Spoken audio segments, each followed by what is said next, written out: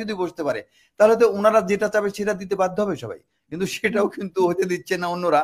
কারণ এই যে ভাগাভাগি এবং কে কি পেয়েছে না পেয়েছে এই জিনিসগুলো তো প্রকাশ হলে বোঝা যাবে যে আগের রিজিমের সাথে কারা ক্লোজ ছিল, আগের রিজিমের সাথে কারা ক্লোজ ছিল না, এটা তো বোঝা যাবে। তখন যে এই জটিলতা থেকে বের হওয়াটা ভেরি ডিফিকাল্ট, কারণ একদম ক্লিয়ার দুটো গ্রুপ হয়ে গেছে এবং ইনারা কেউই কারো কথা শুনবে না এবং সবাই বলে ও খারাপ, ওর জন্য এটা হয়েছে, ও এটা মিথ্যা বলছে, এইগুলো নিয়ে ঠোকাঠুকি করে শেষ পর্যন্ত দেখা যাচ্ছে কি যে নিজেরাই ক্ষতিগ্রস্ত হচ্ছে। তো বড় একটা হত্যাকাণ্ডের জন্য প্রকৃত বিচার হয় এবং যে বিচারের জন্য এখন তদন্ত হচ্ছে, এই তদন্ত কমিটি কি রেজাল্ট দিবে আমি জানি না।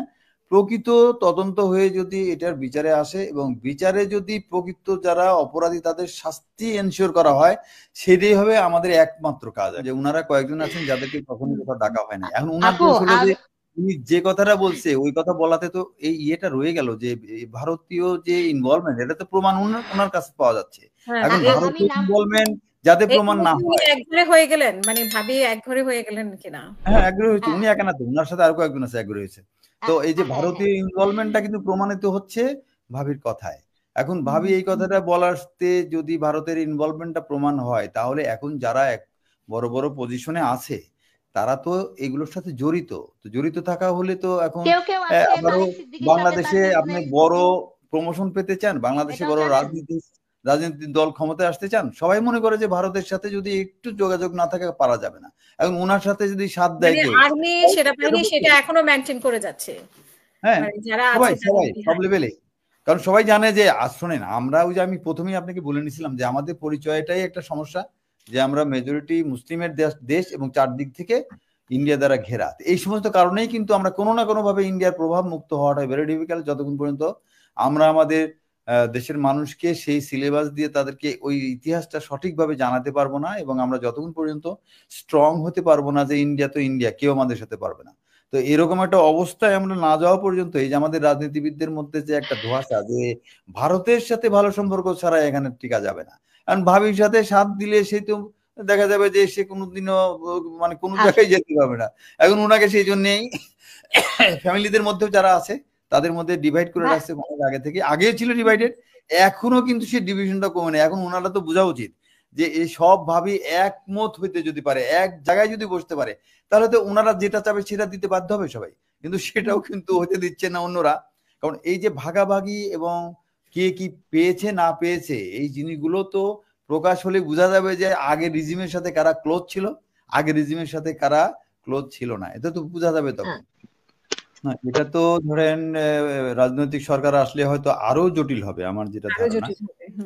হ্যাঁ, বর্তমান অবস্থাতে যেটা হয়েছে সেটার ক্রিটিক্যালিটি হলো যে যারা আছেন এখনো বিভিন্ন পদমর্যাদা আছেন, অনেকেই আছেন যে যারা এই সমস্ত ইনফরমেশন ভাবি যেগুলো বলতেছেন সেগুলোর লাইন ধরে ট্র্যাক ব্যাক করলে দেখা যাবে যে এখনো যারা আছেন ভিতরে অনেকেই এই অপরাধের সাথে সম্পৃক্ত বা পরবর্তী সুযোগ সুবিধা নিয়েছেন। তা সুযোগ সুবিধা তার এমনি দেয় নাই গভর্নমেন্ট, সে তার কাছ থেকে অনেক কিছু নিয়েই তো দিয়েছে। এখন ভাবির সমস্যা আজকে তো আসলে যে কথাগুলো আমরা বলবো আসলে ওনাকেও সাইন করতে বলেছে, এরকম নিশ্চয়ই সাইন করা কাগজ ওনাদের হাতে আছে। হ্যাঁ, তো আমাদের যে সমস্যা এই ফ্যামিলিদের সেটা হলো যে কিছু ফ্যামিলি একদম সরাসরি বেনিফিটেড এবং ওদের পক্ষ হয়ে কাজ করছে, আর কিছু আছে যারা দেখছে যে এদের সাথে থাকলে আমার কোনো ঝামেলা হবে না এরকম। কিন্তু আমি কাউকেই আন্ডারমাইন করতে চাই না, সবাই ইকুয়ালি ক্ষতিগ্রস্ত, হাজবেন্ড মারা গেছে, কিন্তু তারপরে আমরা যদি একটা কিছু পেতে চাই তাহলে সবাইকে এক হইতে হবে। এটা আমি একদিন যে এই কথাবার্তা বলতে নিয়ে দেখলাম যে আমাকে পরে বলছে না আপনি আর আসবেন না আমাদের মধ্যে।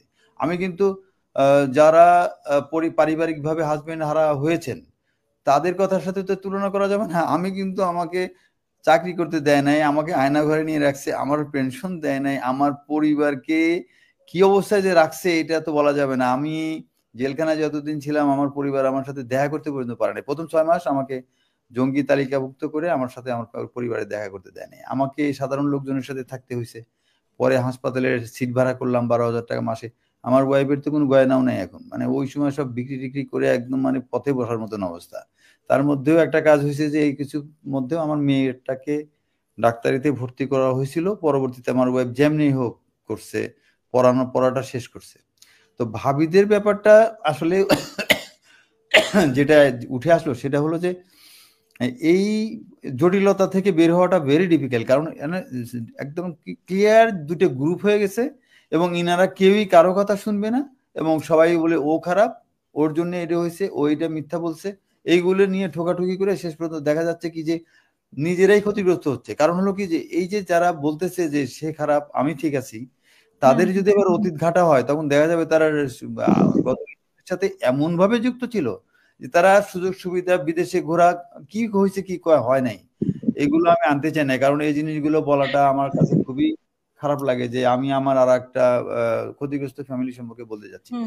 কিন্তু এটা ঘটছে এবং আমি কিছু কিছু মিটিং এ বা ফোরামে যে কথা বলতে হয় নাই ততটা এমনি বুঝতে পারছি যে এখানে কি হয়েছে। আর এই যে কি হবে ওনাদের, কি হবে তদন্তটা যদি সঠিকভাবে না হয় তাহলে কিছুই তো হবে না, তদন্ত করতে পারবে না। তো তদন্ত যদি করতে হয় তাহলে তো আমরা মানে আপনারা বলবেন বা আমরা বলবো যে ইন্ডিয়া জড়িত ছিল, শেখ হাসিনা জড়িত ছিল, এগুলো মুখে মুখে থেকে যাবে। ভারত জড়িত ছিল সেটা প্রমাণ করার জন্য এই যে একজন সাক্ষী যথেষ্ট, কিন্তু উনাকে তো এই যে বলাটা ওনার ভুল হয়েছে এবং উনি মিথ্যা বলতেছে, এইটা প্রচার করতেছে কেন? কারণ এটাও তো কোনো না কোনো কর্নার থেকে তাদেরকে বলা হচ্ছে যে তোমরা এটা প্রচার করো যে উনি যে কথাটা বলছে। এখন উনি কি আজকে বলছে? উনি তো আজ থেকে 15 বছর আগে বলছে। তাহলে কি আজকে যদি কোনো ভাবি বলে যে আমি হিন্দি শুনছি, তাকে হয়তো কোশ্চেন করা যাবে এতদিন বলেন নাই কেন, কিন্তু ওনাকে তো এটা বলা যাবে না। জেনুইন একটা সাক্ষী যে শুনেছে তখন। আমি তো বললামই যে বাংলাদেশে যত রকমের এই স্যাবোটাজ হয়েছে এগুলো একদম ইন্ডিয়া সরাসরি করছে। ধরেন যে এই যে কোনো মিছিল হলে দেখা যায় না আর এক জায়গায় গুলি করে লোক মেরে ফেলতেছে, আগুন লাগা দিচ্ছে, everywhere is Indians are involve. কারণ ইন্ডিয়া কি করছে কি করতে পারে সেগুলো আমরা যদি খুঁজে দেখি তাহলে এটা হলো বাংলাদেশকে নিয়ন্ত্রণে নিতে হবে। এটা একটা রয়ের একটা সায়েন্টিফিক বা একটা রিসার্চ প্রোডাক্ট। তারা এই একই আইনে একইভাবে সিকিমকে দখল করছে, বাংলাদেশকে চাইছে, কিন্তু বাংলাদেশ তো আর সিকিম না। এখন ধরেন ভাবিদেরকে নিয়ে যে আলাপটা হচ্ছে আসলে এটা সমাধান হওয়া দরকার। এটা আমিও একদিন শুধু বলার সুযোগ পেয়েছিলাম, বলছিলাম যে ভাবি যিনারা এখন এখানে আসেন না সবাইকে এক ফোরামে নিয়ে আসেন, একসাথে আপনারা বসে কথা বলে আপনারা একটা আমি কে বলে একটা সলিউশনে আসেন যাতে আমরাও একটু আমাদের ভালো লাগে। তো ওইখানে কিন্তু সিনিয়র মোস্ট ভাবি আমার সাথে এগ্রি করছে কিন্তু সেদিন যে হ্যাঁ আসলে এটা হওয়া উচিত। কিন্তু পরবর্তী দেখলাম যে ওই আরেকজন খুঁটাখুটি করে শেষ পর্যন্ত এই যে এটাকে আর একটা ভালো জায়গায় আনতে দেয়। যেমন এই যে রিয়াজের কথা বললো, রিয়াজ কিন্তু অনেক কাজ করতেছে, সেই ভাবিদের মধ্যে কোঅর্ডিনেশন করে বিভিন্ন মিটিং টিটিং করানো এটা করছে।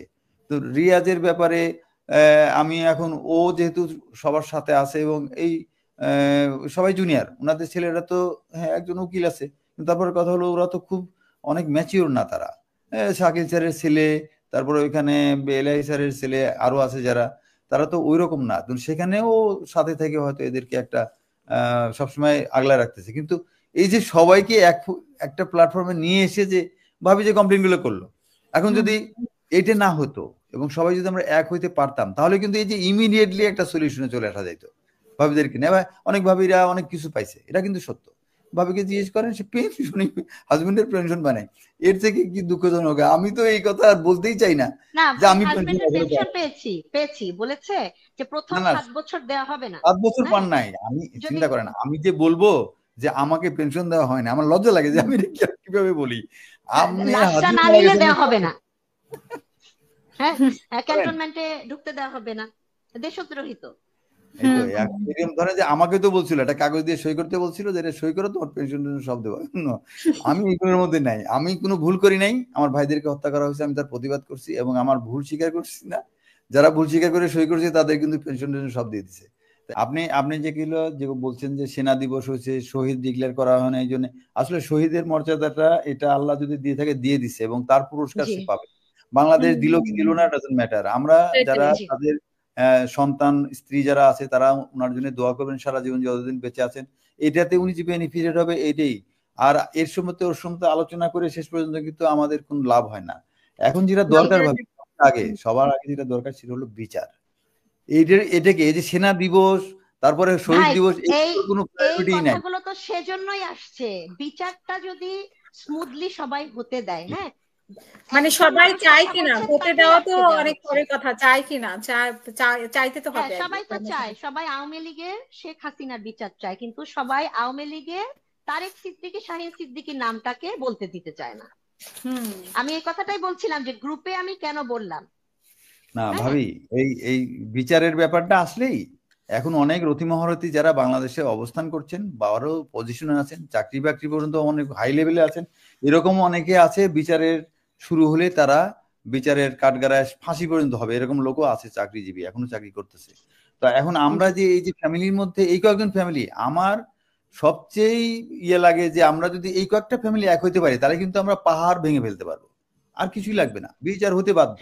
কিন্তু এইটা যে হতে ভাই, দেয় না, এটা যদি আমি বুঝি তাহলে কেন সিনিয়ররা বুঝবেন না ভাই? সিনিয়ররা বোঝে না তা না, আমি 1-2 দিন কথা বলে দেখছি ওনারা বোঝে, কিন্তু ওই যে একটা মনোমালিন্য বা একটা মন ভাঙাভাঙি যে আছে না, এটার কারণে কেউই একটু ছোট হয়ে একটু কম্প্রোমাইজিং স্টেজে এসে এগুলো করতে, মানে দূরত্ব তৈরি হয়েছে একজনের সাথে একজনের। দূরত্ব, হ্যাঁ দূরত্ব সৃষ্টি। আসলে এখন আমরা যদি কোনো বেনিফিট পেতে চাই, সেই বেনিফিটটা অর্থনৈতিক বা এই সম্পদ এগুলো কিছু না। কি আছে, তানভীর মারা গেছে, তানভীরের তো অথরাইজ জিনিসপত্র পাইলেই তো আর দরকার নাই, তো অথরাইজ ও যা যা অথরাইজ হইলো। আর দরকার যেটা সেটা হলো যে এই এত বড় একটা হত্যাকাণ্ডের জন্য প্রকৃত বিচার হয়, এবং যে বিচারের জন্য এখন তদন্ত হচ্ছে, এই তদন্ত কমিটি কি রেজাল্ট দিবে আমি জানি না। প্রকৃত তদন্ত হয়ে যদি এটার বিচারে আসে এবং বিচারে যদি প্রকৃত যারা অপরাধী তাদের শাস্তি এনশিওর করা হয়, সেটাই হবে আমাদের একমাত্র কাজ এখন। কেউ খবর রাখবে না কোনো কিছু, কারণ এইরকম ঘটনা আর যাতে না ঘটে। সঠিক তদন্ত, সঠিক বিচার যেন কোনোদিন বাংলাদেশে কোনো এরকম ঘটনা না ঘটে। একদম রাস্তার মধ্যে ঝুলায় রাখতে হবে এদেরকে, এই যারা অপরাধী, এগুলো বাই নেম আমি বলতে পারবো, ভাবিও বলতে পারবো। ভাই যারাই বাধা দিবে, সে যেই র্যাঙ্কের যেই ব্যক্তি হোক, কোনো খাতে নেই, একদম না ভাই। কিন্তু এখন হচ্ছে সমস্যা যে ওইটা, যে এখন আমাদের বর্তমানে এমন একটা সরকার আছে যারা কিন্তু এমনি খুবই দুর্বল, তারা কোনো একটা কাজ শক্ত ডিসিশন না করে ইচ্ছে করলে শক্তভাবে একটা ইয়ে নিলে আবার যখন ধরেন যে এরপরে যখন ইলেক্টেড গভর্নমেন্ট আসবে, তারা তো ইন্ডিয়ার সাথে অলরেডি লেখালেখি শুরু হয়ে গেছে যে ইন্ডিয়ার সাথে একদম মানে যেই আসুক যেই দলই আসুক, সেই দলের পক্ষে করাটা অসম্ভব হয়ে যাবে। এখন সেই জন্যই এখানে ওইরকম একজন দরকার ছিল। এই জানেন, আমি কমিটি যে হলো, আমি ওখানে বলছিলাম কিন্তু আচ্ছা এই কমিটিতে কি কোনো অ্যাফেক্টেড ফ্যামিলির কোনো মেম্বার আছে? নাই তো। কারণ এখানে অ্যাফেক্টেড ফ্যামিলির একজন মেম্বার থাকা মানেই সে কিন্তু একদম শক্তভাবে কোনো কম্প্রোমাইজ করবে না, কিন্তু আদার সবার কিন্তু কম্প্রোমাইজ করার চান্স আছে। ওইখানে যিনি কমিটির যিনি প্রধান, উনি তো ছাত্র জীবনে ছাত্রলীগের জেলা সভাপতি ছিল। আমি আর কি বলতে চাই, উনার অনেক ভালো গুণ, অনেক কিছু বলবে মানুষ। সে বিডিআর এর ডিজি অবস্থায় বিএসএফ মাইরা শেষ করছে, সবই আছে, কিন্তু উনার এই কথাটা তুমি না করুক যে সে ছাত্রলীগের সভাপতি ছিল না দিনাজপুর জেলার একজন লোক, তো তাহলে একে ওরাতেই হলো আওয়ামী লীগের লোক, উনি হলো প্রেসিডেন্ট। তো উনার আমরা কার্যক্রম জানি এবং আস্থাও আছে, কিন্তু তারপরেও এটা থেকে তুমি বাইরে হতে পারবেন না। অন্য কারা আছে, আমাদের কোনো এফেক্টেড ফ্যামিলির একজন মেম্বার থাকতো, তারপর আইনজ্ঞ কেউ থাকতো, তারপরে এই প্রক্রিয়াটাকে চালু করার জন্য সম্পূর্ণ প্রক্রিয়া বন্ধ করে নতুন করে তদন্ত হতো। অনেক ফাঁসির আসামি আছে যে এসে এমন সাক্ষীও দিতে পারবে যে সাক্ষীতে বহুত লোকের ফাঁসি হবে। আমি তো এদের সাথে জেল খাটছি, আমি এগুলো আমি কেন বলতে পারছি সাহস নিয়ে, 1.5 বছর এদের সাথে থাকছি, এমন দিন নাই যে 2-10 জনের সাথে আমার কথা হয় নাই। প্রত্যেকদিন নতুন নতুন অনেক তথ্য পেয়েছি, এবং এইগুলো হওয়ার কারণে আমি যেহেতু বিডিআর এর চাকরি করছি, ঘটনার পরে করেছি, ঘটনার আগে করেছি, এবং এদের সাথে জেল খাটছি, এইগুলো দেখে আমি এইটা নিশ্চিত যে এই জিনিসটাকে একদম এমন ভাবে আওলায় ফেলা হয়েছে, এরা যদি খুব মেটিকুলাসলি আবার তদন্ত করে একটা ফ্যাক্ট ফাইন্ড করে আসল দোষীদেরকে বের করা, এটা সম্ভব, এটা অসম্ভব কিছু না, এটা বের করা সম্ভব।